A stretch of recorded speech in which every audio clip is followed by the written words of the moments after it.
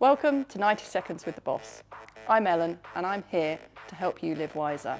Today's question is, will I need an electrician to install my blinds? it's unlikely that you'll need an electrician unless you're doing something that requires Part P certification, such as putting a new fuse spur in, then no.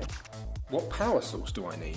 The power source that you need depends on the type of blind and what you've got at the window already. If you've got nothing, very simply, you can probably have a battery. These can range from AA batteries that are standard or rechargeable ones. We add in a solar panel and the battery is recharged. The next step is a 24-volt motor. That will need a transformer if it's coming off mains, because obviously we have 240 volts in this country. And finally, we have the standard 240 volt mains power supply. What would you recommend? We would always recommend to go mains power. These motors are always quieter, they have a lot more power in them, so they can lift heavier blinds. And for longevity, reliability and ease of use, I would always go with mains power.